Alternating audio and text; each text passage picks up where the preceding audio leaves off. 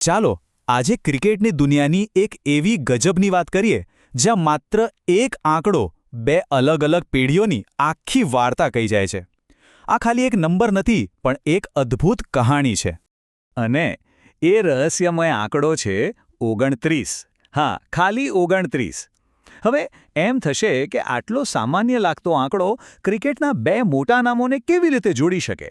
ચાલો આખી વાત સમજીએ. આ 29નો આંકડો છે ને, એ એક ઉભરતા સિતારા અને એક મહાન દિગ્ગજ વચ્ચેની એક અજીબ કડી છે. વિચારો, એક તરફ છે 15 વર્ષનો એક યુવાન ખેલાડી જેણે હજી તો કરિયર શરૂ કરી છે, અને બીજી તરફ ક્રિકેટના ભગવાન, એક લેજન્ડ. આ બંનેને જોડે છે એ જ 29નો આંકડો. આ કેવી રીતે શક્ય છે? તો આજે આપણે આ જ કોયડો ઉકેલવાના છીએ. આ નંબર 29 પાછળની આખી કહાણી શું છે અને કેમ આટલી ખાસ છે? ચાલો જોઈએ.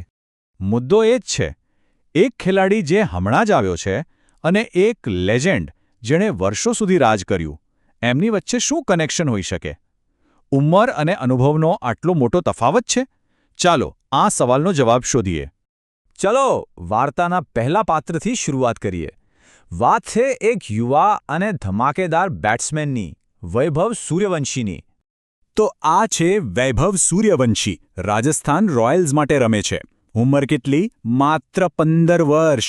પણ એની બેટિંગ એવી છે કે મોટા મોટા બોલરો પણ પાણી ભરે. એણે પોતાની જગ્યા ટીમમાં પાટી કરી લીધી છે, એકદમ મેચ વિનર તરીકે. અને એની તાકાતનો અંદાજો અહીંથી લગાવો. એણે પોતાની પહેલી આઈપીએલ સેન્ચુરી ફટકારી ફક્ત 35 બોલમાં.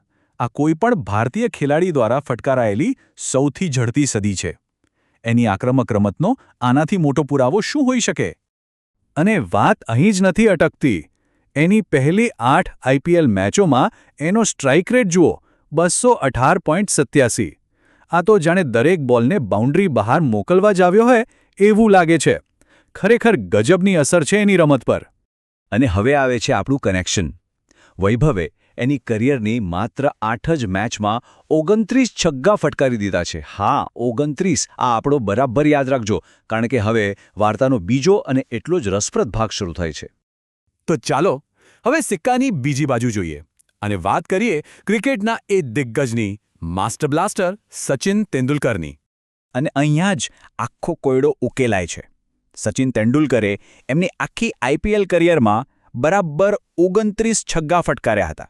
જી હા, એ જ આંકડો જે વૈભવે ફક્ત 8 મેચમાં મેળવી લીધો. છે ને અવિશ્વસનીય વાત? પણ સાચી મજા આ આંકડામાં નથી. સાચી વાર્તા તો એ છે કે આ બંને આ આંકડા સુધી પહોંચ્યા કેવી રીતે?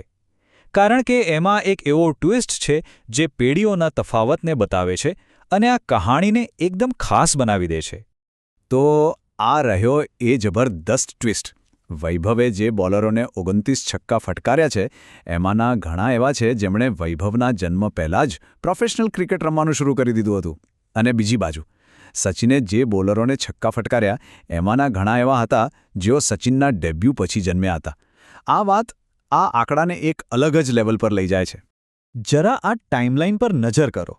1989માં સચિનનું ડેબ્યુ, લગભગ 2011માં વૈભવનો જન્મ, અને 2026માં આ 29 છગ્ગાનું કનેક્શન સામે આવ્યું. આ બતાવે છે કે બંને ખેલાડીઓની કરિયર વચ્ચે કેટલો મોટો સમયગાળો છે. આ જ તો ક્રિકેટની સુંદરતા છે. તો સવાલ એ છે કે આ શું છે? શું આ માત્ર એક મજેદાર આંકડો છે કે પછી એનાથી પણ કંઈક વધારે છે? ચાલો હવે એના પર વાત કરીએ કે લોકો આ વિશે શું વિચારી રહ્યા છે. દરેક જણ આને એક સીધી સરખામણી તરીકે નથી જોતું. જેમ કે ક્રિકેટ એક્સપર્ટ સંતોષ માળી કહે છે, વૈભવ સૂર્યવંશીની આસપાસ જે હાઇપ છે એ હું સમજું છું. છોકરો ખરેખર ટેલેન્ટેડ છે, એમાં કોઈ શંકા નથી. પણ એની સરખામણી અત્યારથી જ સચિન તેંડુલકર સાથે કરવી, મને લાગે છે કે ત્યાં આપણે ખોટા રસ્તે જઈ રહ્યા છીએ. અને એમની વાતમાં દમ છે. જુઓ, બે અલગ અલગ યુગના ખેલાડીઓની સરખામણી કરવી બહુ મુશ્કેલ હોય છે. ત્યારે પિચો અલગ હતી, બોલરો અલગ હતા, રમત રમવાની રીત પણ અલગ હતી. અહીં એક તરફ એક લેજન્ડની લાંબી, સફળ કરિયર છે અને બીજી તરફ એક નવા ખેલાડીની ધમાકેદાર શરૂઆત. એટલે આ આંકડાને એકબીજાની સરખામણી તરીકે જોવાને બદલે આપણે એને ક્રિકેટના એક સુંદર ચક્ર તરીકે જોઈ શકીએ છીએ. આ એવું છે જાણે એક મહાન ખેલાડીનો વારસો એક નવી પેઢીના ધમાકેદાર આગમનને મળી રહ્યો હોય. આ તો રમતની ખૂબી છે. તો છેલ્લે એક સવાલ મનમાં રહી જાય છે. શું આ 29 છક્કાની કહાણી માત્ર એક રસપ્રદ કિસ્સો બનીને રહી જશે કે પછી આ ભવિષ્યમાં આવનારા એક મહાન ખેલાડીનો પહેલો સંકેત છે? શું વૈભવ સૂર્યવંશી સચિનના વારસાને આગળ લઈ જઈ શકશે? વેલ, એ તો આવનારો સમય જ બતાવશે.